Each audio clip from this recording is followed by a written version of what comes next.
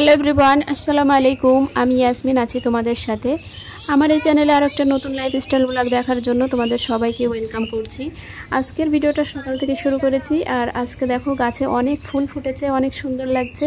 নিজের হাতে লাগানো গাছ, আর এত সুন্দর ফুল ফোটা দেখে মনটা কিন্তু অনেক ভালো লাগছে। কাজে কিন্তু অনেক এনার্জি আসে। তো সকালবেলা আমি এই যে রান্না করছি, আজকে একটু বেরোনোর আছে। বেরোনো বলতে আমাদের গ্রামের বাড়িতে কাজ হচ্ছে, ওখানে যাব। তো তার জন্য আমি এই যে সকালবেলা রান্না করে রেখে যাব, তো সারাদিন মেয়েরা খাবে, কোনো চিন্তা থাকবে না। আর যদি ভাত কম পড়ে যায় তাহলে ভাতটা ওরা রান্না করতে পারে, এতটা তো ওরা শিখে গেছে। নাসরিন কিন্তু ভাত নামিয়ে নিতে পারে।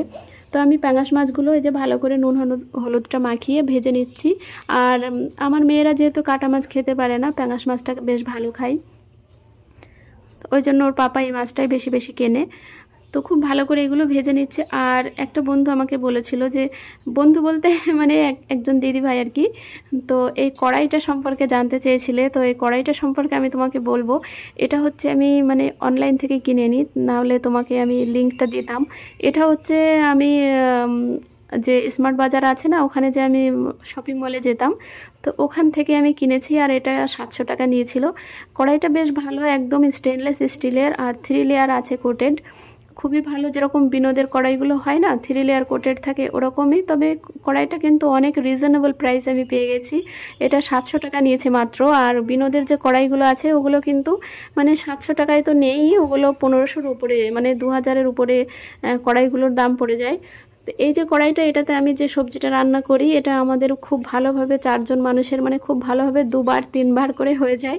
অনেকটাই মানে সবজি এতে মানে কভার করতে পারে আর কি। তো যাই হোক, এই যে আমি সবজিটা রান্না করছি, আর খুব ভালো কালার আসার জন্য আমি সব সময় কাশ্মীরি লাল ঝালটা ব্যবহার করে থাকি। আর অনেকে এটা অপছন্দ করে, তবে যখন কিছুই থাকবে না হাতের কাছে, তখন কাশ্মীরি লাল ঝালটাই কিন্তু বেস্ট একটা অপশন। আর বাকি যখন মানে বিটের সিজন হয়, তখন বিটরুট এতে একটা কেটে দিলেই কিন্তু তরকারিটা বেশ লাল লাল দেখতে লাগে। তো এই বেগুনটা খেতে খুবই মজার, খুবই টেস্টি। তো ইয়াসিনের আব্বু বেশিরভাগ এই বেগুনটাই কিনে নিয়ে আসে। বেগুনটা দিয়ে আর আলু দিয়ে আমি এই যে মাছটা রান্না করছি। আর এখানে মানে একটা কথা বলছি, মাছ দিয়ে বেগুন আলু রান্না এটা কিন্তু খুব সুস্বাদু একটা তরকারি। তবে মাছটা যদি হয় অন্য একটা মাছ, পাঙাশ মাছ দিয়ে তরকারি রান্না আমার খুব বেশি পছন্দ হয় না। এই মাছটা আমি শুধু ঝোল করে খেতেই বেশি পছন্দ করি। আর আমার মায়ের হাতের পাঙাশ মাছের ঝোল কিন্তু খুব দারুণ লাগে খেতে, ওরকমটা আমি যদিও পারি না বানাতে। এদিকে এসো ইয়াসিন, এদিকে এসো। কি করছো? এদিকে এসো, আমার কাছে এসো, এখানে বসো। কি করবে? জামা প্রেস করবে? ভিডিওতে আমি ভয়েস দিচ্ছিলাম, আর পাশে কিন্তু ইয়াসিন ছিল। ও হচ্ছে মানে আলিশা নাসরিন আজকে স্কুলে গেছে, তো ওদের ওই জামাটা ভিজা ছিল, ওই জন্য প্রেস করে ওরা জামাটা শুকিয়েছিল। তো ওই প্রেসটা নিয়ে, প্রেস বলতে মানে আয়রনটা আর কি, ওটা নিয়ে বোর্ডে লাগিয়েছে, বলছে জামা প্রেস করবে, তাই জিজ্ঞেস করছিলাম। অ্যাকচুয়ালি ওকে ছাড়া আমি আলাদা ঘরে বসে ভয়েস দেবো, এটা সম্ভব হয়ে ওঠে না। তো তার জন্য আর কি একটু ডিস্টার্ব হলো তোমাদের। তো এখানে দেখতে পাচ্ছ আমি পাকা পটল নিয়ে বসেছি। আর এই রেসিপিটা কিন্তু আমার শাশুড়ি মায়ের রেসিপি।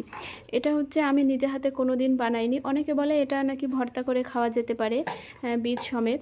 আবার অনেকে এই যে এর শাঁসটা বের করে কিন্তু মানে একটা রেসিপি বানায়, সেটা আমি তোমাদেরকে দেখাচ্ছি।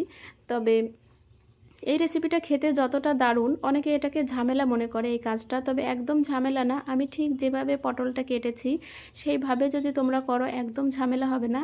অনেকে কি করে, এর যে বীজ, যে অংশটায় বীজ থাকে, সেটা সবার প্রথমে চামচ দিয়ে আলাদা করতে হবে। তারপরে যে খোলার সঙ্গে যে শাঁসটা লেগে থাকে, ওটা পরে আলাদা করে এইভাবে আলাদা আলাদা রাখতে হবে, ঠিক যেভাবে ভিডিওতে তোমরা দেখছো এইভাবে কিন্তু রাখতে হবে। তাহলে ওই মানে ওই শাঁসের সঙ্গে এই যে বীজগুলো, এগুলো মিক্স হবে না, আর বীজগুলো পরিষ্কার করতেও সুবিধা হবে।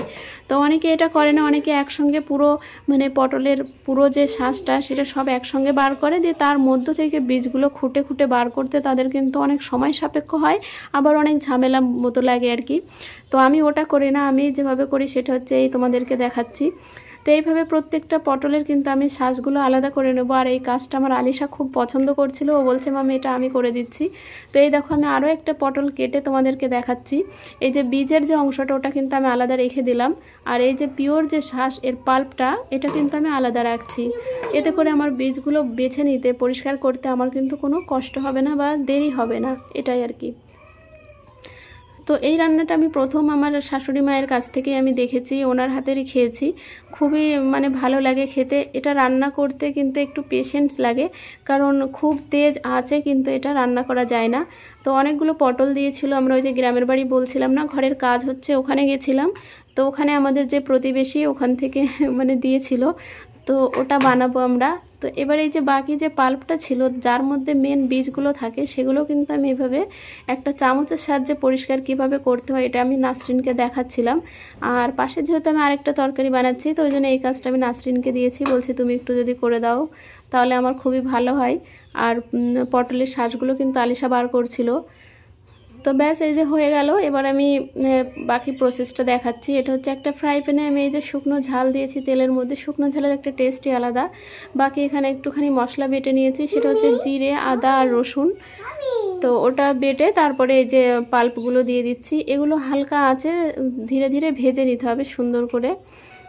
আর গরম গরম ভাতের সঙ্গে এটা হলে আর মনে হয় না কোনো তরকারি লাগবে। তবে হ্যাঁ, যারা মিষ্টি জাতীয় জিনিস খেতে পছন্দ করো তাদের জন্য এটা হবে খুব ভালো একটা দারুণ অপশান। আর যারা মিষ্টি জিনিস খেতে পছন্দ করো না তাদের কিন্তু এটা ভালো লাগবে না, কারণ পাকা পটল অতিরিক্ত মিষ্টি লাগে, মনে হয় কি চিনি দেওয়া আছে। আর এটা দেখতে দেখো একদম বেলের পাল্পের মতো লাগছে, তাই না?